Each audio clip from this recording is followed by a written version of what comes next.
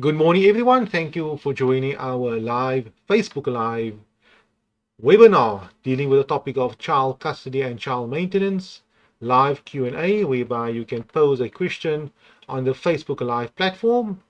If there are no questions, I will deal with a specific topic. I will try my best to elaborate and answer it, and at the same time, as I go along and you find something interesting, you are welcome to pose a specific question on the Advocate Muhammad Abduroaf Facebook page.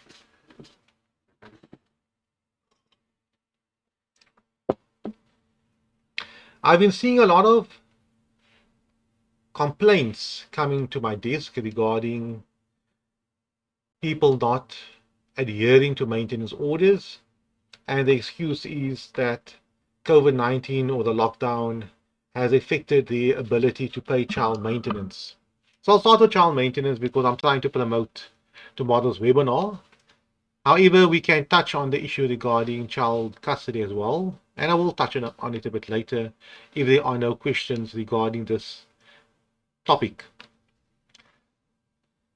People or persons who are supposed to pay child maintenance is saying, I cannot afford to pay what I used to pay because of COVID-19, the lockdown, etc. That can be a legitimate reason. I'm not discarding it at all. However, what are the implications thereof? The obvious implication thereof would be that the minor child would receive less maintenance or no maintenance from the other party, and that specific maintenance gets used for the following: food. We all need food to eat. Sorry, we all need food to live. We all need to eat to live. We all need clothing, of course. We need shelter. We need other amenities of life. We need medical services, availability of medical services to be made to you. Should you fall sick, should something happen to you, it costs money. Therefore, the maintenance gets used for that specific purposes.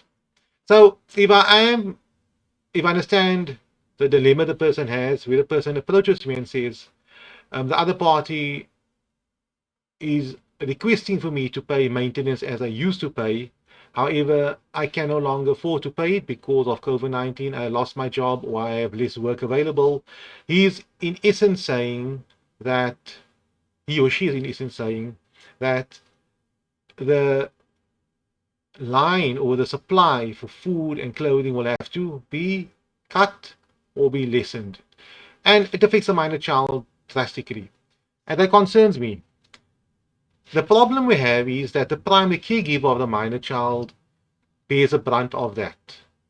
The primary caregiver, the person who cares for the child, earns only so much money. And now we have a situation whereby he or she may already be struggling to care for the minor child with the current maintenance that has been paid or has to be paid in terms of an order and has always been paid before lockdown. Therefore, the current caregiver is going to struggle much more because he or she has to care for the minor child with whatever he or she has, but now the additional maintenance which he or she would usually receive will be cut and no longer be available.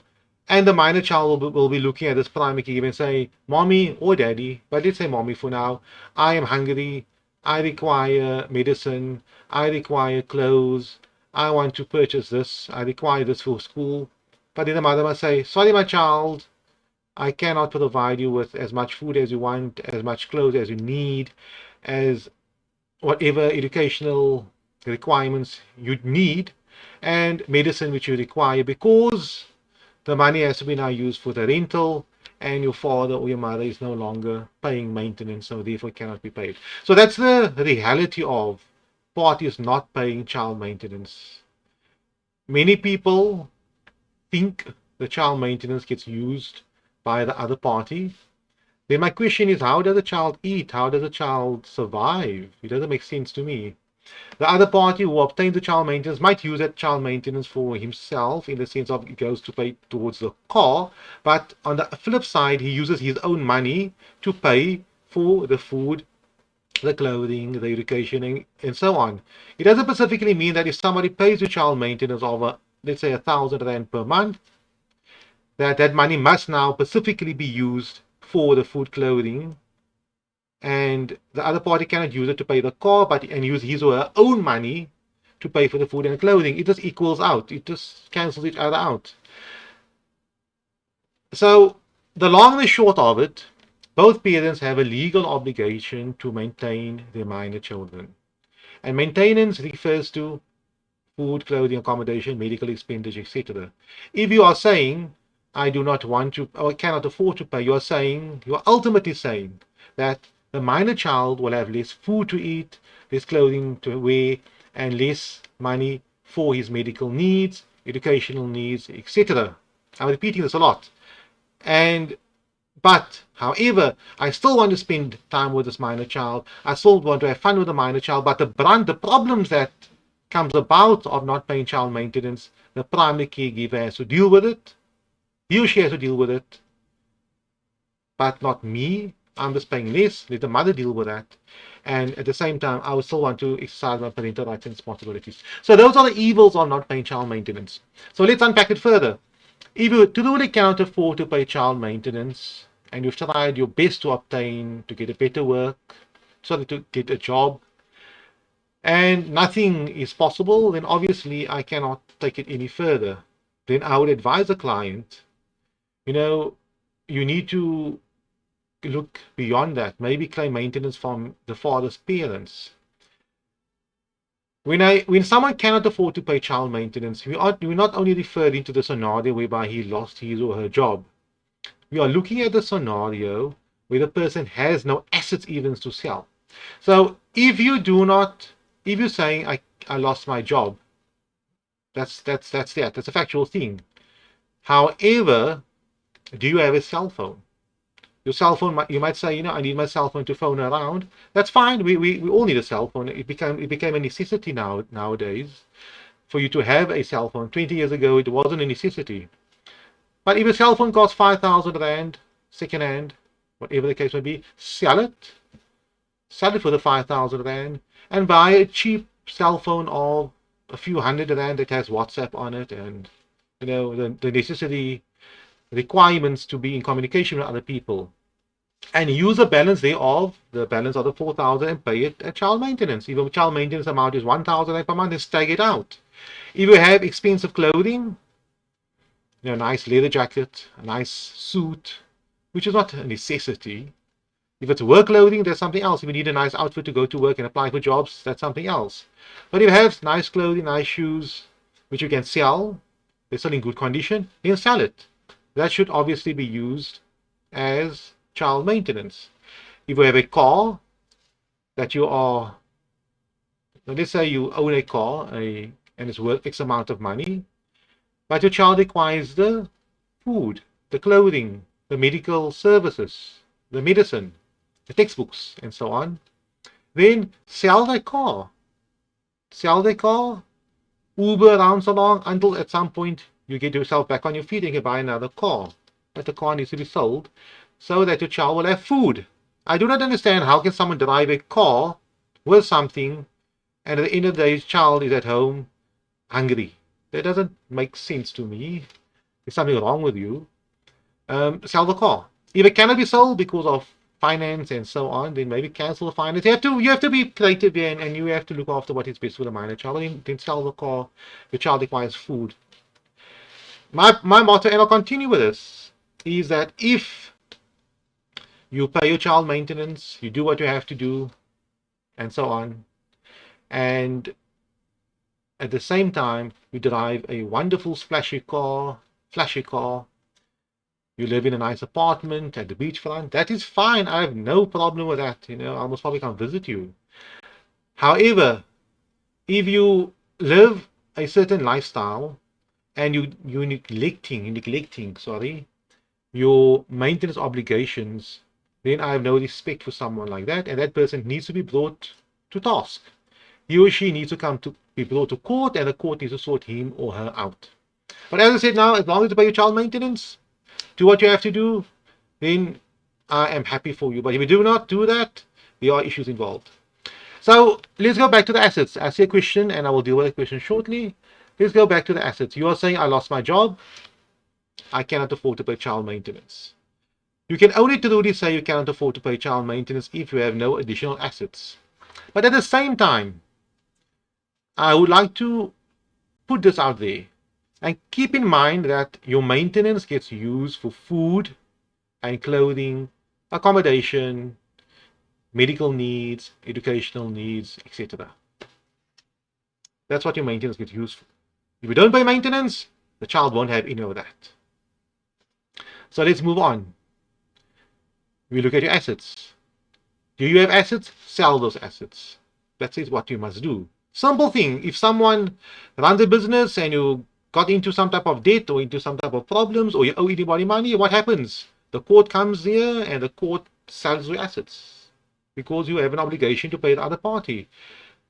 Here you have a moral and a legal obligation to maintain your child, to pay your child for food which he or she requires now. You know, with your civil obligations, they say, oh, the bank money, the bank needs to be paid. You have a legal obligation to maintain the bank, but the bank will not die of hunger or suffer from hunger or be very much embarrassed because the bank does not have any money, whatever the case may be.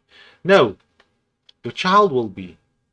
Your child will suffer because you are not paying child maintenance. So we look at your assets. If there aren't any assets and you have sold all your assets, your nice pair of shoes, your clothing, cash in your policies, whatever the case may be, your pension fund, the money that came in, that must be used for child maintenance. You have done all of that. Very important. And I say it again, you've done all of that. You sold everything, you have nothing left. Then, at the same time, the question is, have you applied for a job? You might have been an accountant, you might have been a lawyer, whatever the case may be.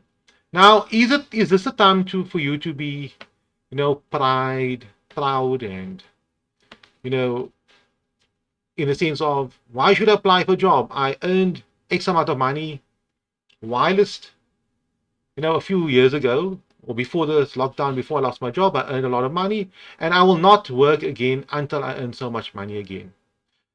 And until I earn so much money again, it's fine, I'm not paying child maintenance, and my child cannot eat, should not have an education, should not have any medical services, and so on. Is that logic? So at the same time, you need to look for a job. If your job entails you earning half your salary, you should take that job. You shouldn't push away that job. You should take it in order for you to feed your child. Because if you do not do that, what happens? Your child will suffer. So I look at that as well. I look at the aspect as what effort have you made to find a job? Have you applied as a packer? I'm just using simple examples here. I do not know what your industry is. Each industry is different. If I'm a lawyer and I can't find a job, I can get a job as a clerk, as a filing person, whatever it is. But it will mean I will obtain some money and I will be able to use that money in order for my child to survive. And as things go on, things get better. You'll get a better job one day. That's just how the world works. Okay, let's deal with the question at hand. I'm not posting it on the screen. I'm trying to promote today the webinar. You can see it flicking in front of me. Please register as soon as possible. It will be live tomorrow and during lunchtime at 1 o'clock. You can join the Zoom webinar before that at about 1:45. I will let you in, but we'll only officially start at about 1:02 and so on, in order for us to get everybody in and we can start dealing with those specific questions. Please use that link, register. Even if you cannot make it tomorrow, please register. We'll send you the video link. Pose a question before the time. I will deal with that. If you can partake in this webinar and you want to partake in this webinar, remember you can call in via the Zoom platform and I will hear your voice. You will hear my voice. We can engage. However, no one else will see your face. Your face won't be there and no one will see any of your details. Unless you're on the Zoom platform and you're one of the co-participants. But otherwise, you can mute or switch off your video, and as long as the voice can be heard. So that's fine. Otherwise, you can just park over there and watch the Zoom webinar live. At the same time, it will be streaming on Facebook Live as well. Whatever platform you're watching it now from, it will be on the same platform. Okay, as promised, let us deal with this question. If the father can afford paying and just stop paying maintenance because he decided to cut his ties and now not paying anything, what then? So there's two scenarios. But Thursday today, there are two scenarios. One, is there a court order in place? Maybe the commenter can comment on that. Is there a court order in place ordering the father to pay child maintenance, either a maintenance order or a divorce order? Yeah. Is there any order in place? Or is there an agreement in place that now plays some type of a role? But the question is there order in place or is there not an order in place? If there is an order in place, simple. Go to the maintenance court, lay a criminal complaint, and then they will sort it out. Number one, firstly, what they could do is they could attach his salary, get a garnish order, whereby his boss has to pay you on a monthly basis. They can attach his property. If he owes any property, they can attach it depending upon the sum of money he owes you. If he owes you a relatively small amount of money, they most probably do the garnish route. If he owes you a big amount of money, many months of not paying maintenance, then they can sell his car, they can sell his property, whatever he has. So that's the civil aspect. At the same time, the court might decide to proceed criminally against him and have him prosecuted for non-compliance with a maintenance order. Maintenance orders are orders of court and they need to be adhered to, same as any other court order. It doesn't mean it's in the maintenance court as opposed to the high court order that it has less authority, less power. It is an order of court. It's the law, and you have to abide by that. If there is no maintenance order in place, now it becomes a bit problematic because you have nothing to enforce. There may still be a dispute as to what amount he has to pay, what's reasonable, and so on. My advice to you is to immediately approach the maintenance court for a maintenance order. If there was an agreement in place regarding maintenance, the maintenance court can make that agreement an interim order. And the maintenance court has much more power than they had a few years ago before the amendments came in. So my advice to you is, if there is a maintenance order in place, lay the complaint. If there is no maintenance order in place, please make an application to the maintenance court as soon as possible. Okay, here the commenter said the following: agreement and order because the child was still a baby when the order was approved. So there it is. There is a maintenance order in place. The father is not adhering to it. Full stop. He's committing a criminal offense by not adhering to the maintenance agreement or order. Please approach the maintenance court and lay a complaint. They might follow one or two, either the civil route, getting you the money and get a garnish order in place so you will not have this problem again. Alternatively, the criminal route where the court will prosecute him. And if they find him guilty, he could go to prison up to 3 years. But they don't necessarily do that. They might give him a suspended sentence. So should he not pay again, then he will go to jail for that. If you have any further questions or any further comments to the Pacific commenter, please feel free to pose it and I will deal with that. I'm keeping a close look on the Pacific questions. Remember, please register for tomorrow's webinar. Questions like the commenter has posed now can be posed to me before the time and I will try my best to deal with them. Moving on the issue concerning child maintenance. Oh, I'll see another question came in, but I will deal with it in the next minute or two.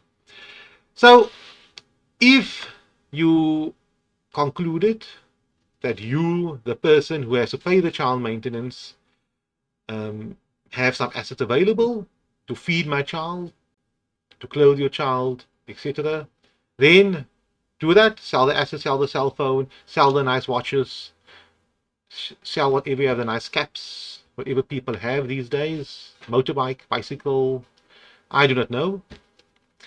Whatever you specifically have, sell it and make sure your child has food on the table. And at the same time, speak to the mother or the caregiver and say, I'm struggling, can we cut off on certain things? I am unemployed, I'm trying to sell my goods. Wonderful, come to some type of a compromise. If there is a court order in place, then I would advise you to approach the maintenance court as well and advise the maintenance court that you lost your job and that you are trying your best to comply with the order, but you might not be complying with the order 100%, and see what they say. Should you make an application for a substitution of the order to reduce it, or should they suspend the order, or they decide, okay, keep paying what you can, but come back to us in a few months' time to see where it goes. If the mother approaches us before that, we'll have to deal with the complaint, but if she doesn't, they just keep things civil and as best as we can. So the maintenance court will obviously try to assist you in the issues. Whatever the maintenance court says, please have it in writing and have them sign something. So if there is a problem and something happens later on, you have proof that you have approached the maintenance court for assistance. Okay, once I deal with the next two questions, thank you for joining us here. I will continue with my advice to the person who cannot afford to pay child maintenance. Let's get to the questions. Father paid amount as per divorce order up until now. Okay, so he complied with the maintenance agreement or maintenance order. He is unemployed due to COVID. Yesterday he only paid half of the maintenance money. He has a car and live with his parents. How do I apply for attachment of his car, or should I first comply for enforcement of the current order? The best party or the best department to advise you under the circumstances would be the maintenance court, because they are the entity. The maintenance court is the entity that would process these things for you. So my advice to you is approach the maintenance court, mention a complaint saying the father is paying half, mention to them that the father has certain assets, whatever the case may be. I think the best way for a matter like that to be resolved would be for the maintenance court maybe to call the father in.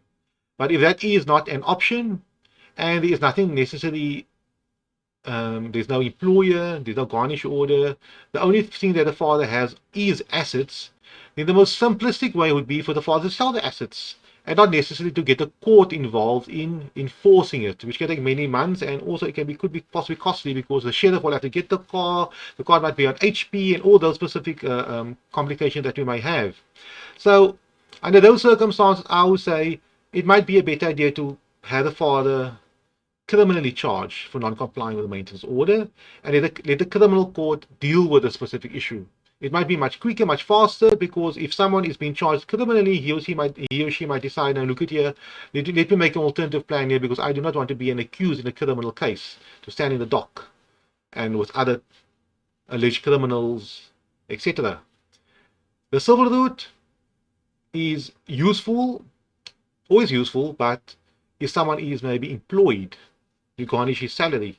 But here we're asking the court maybe to sell his car, and there could be complications involved with it. As I mentioned earlier, the car might have been purchased on hire purchase. The sheriff will have to now attach the car, and those are potential cost implications involved with that is concerned. So I hope I answered your question, but first step, go to the maintenance court, and they will be able to unpack the possible scenarios that applies to them. Each court operates differently. I do not know which specific court you are, and even if I knew, I wouldn't know how they specifically work. Cape Town court might work differently than Wynberg. Durban court might work differently than Johannesburg court. They've got their own plans and their own ways of dealing with things based upon experience. So I hope that answered your specific question. And let us move on before we deal with the other aspect we can do in my fictitious scenario.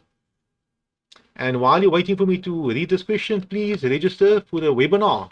The link is over here. That's it here. www.talalaw.co.za/register. Please do so now.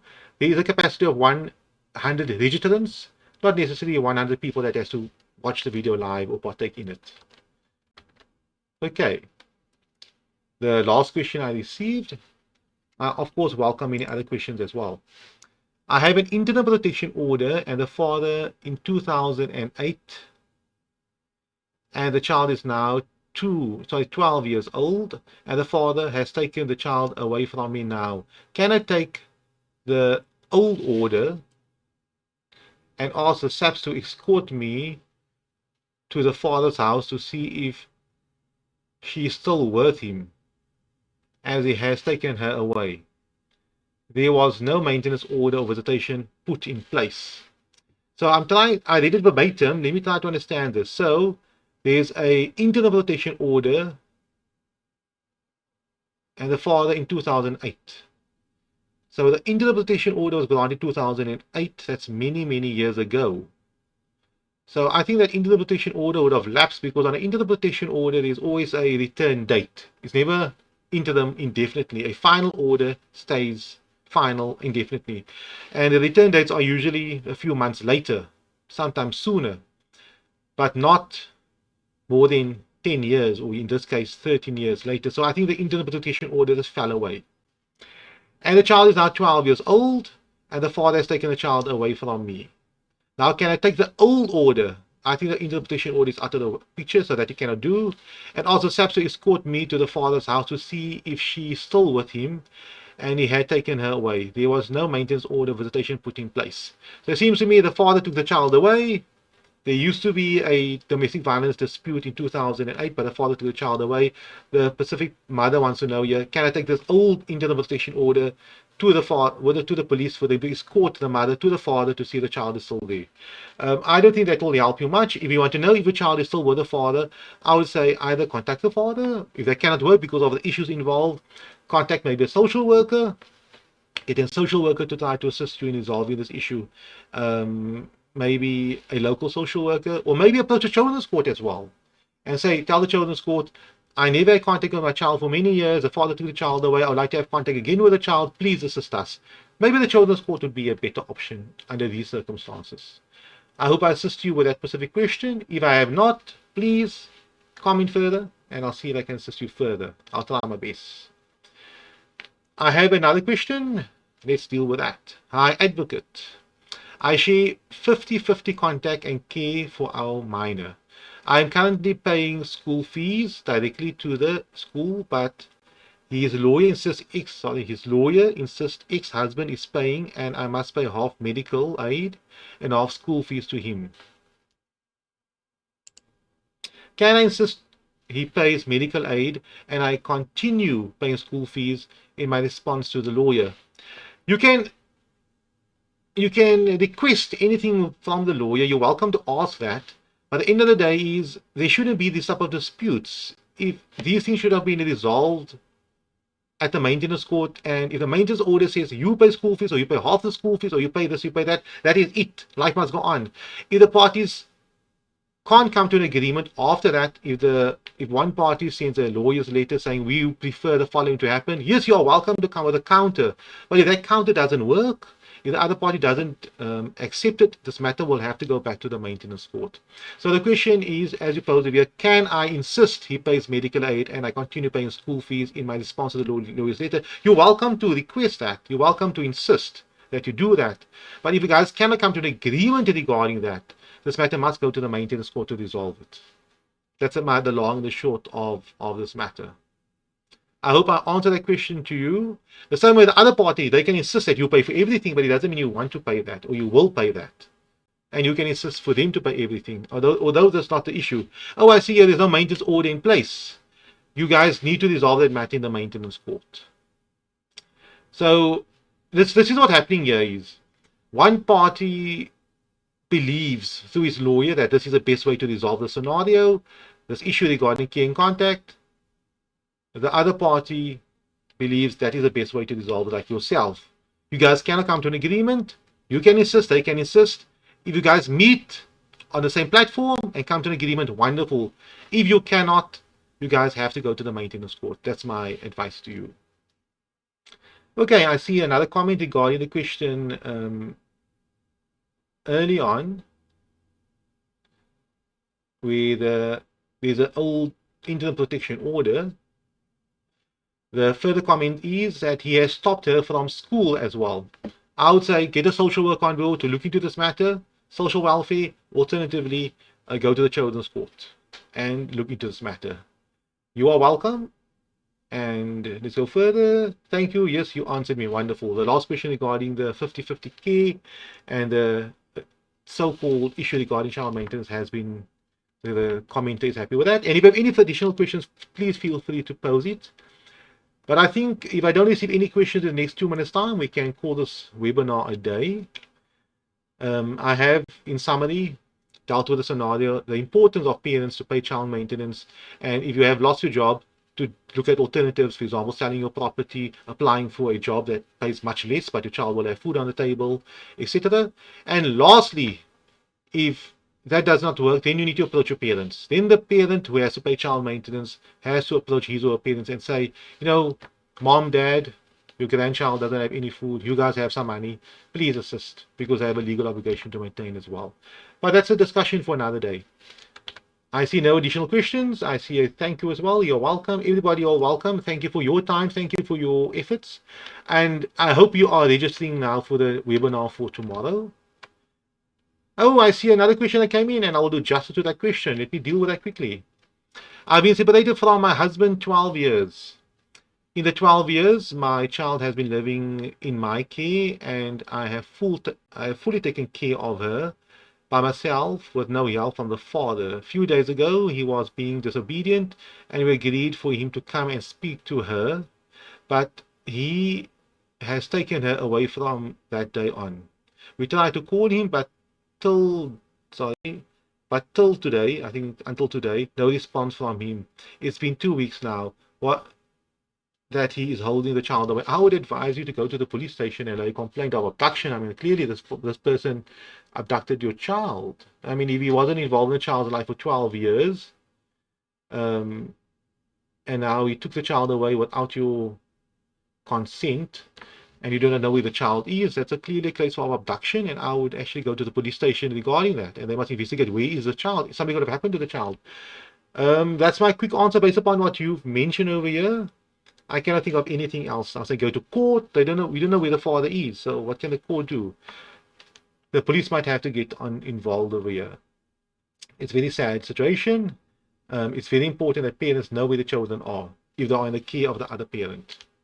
Oh, another comment over here. Oh, you are welcome. Thank you to your comment as well. Okay, I see the questions are coming in. Wonderful additional question. Good advocate, tell me why magistrates treat arrear maintenance, example, medical aid, school fees, vast expenses, as civil and not criminal, as a monthly maintenance. Thank you. No, it is criminal. It is criminal for non-compliance with the maintenance court, but there is a civil aspect of it as well if the court wants to attach, issue garnishment orders, attach property, attach debts, and so on. There's a civil aspect. But the criminal part, it's a criminal offense. It's accepted as such. I hope it answers your specific question. I can't take it any further. If a person is found guilty, he'll go to prison up to 3 years. So that's that. Oh, I hope I answered that. Okay, I have to cut this video short, unfortunately, on my side. I think we're still in now for the last 40 minutes. I hope you enjoyed this video. Please register tomorrow. If you have any additional questions and I cannot deal with the question now, please post it on the specific link and I will deal with that tomorrow. The webinar will be about an hour to an hour and a half. We deal with a lot of stuff, and we can obviously, I can apply my mind to the specific questions which you are posing, and I'll be able to deal with it. Thank you very much for your time, and I hope to see you tomorrow online on the Zoom webinar. Thank you very much.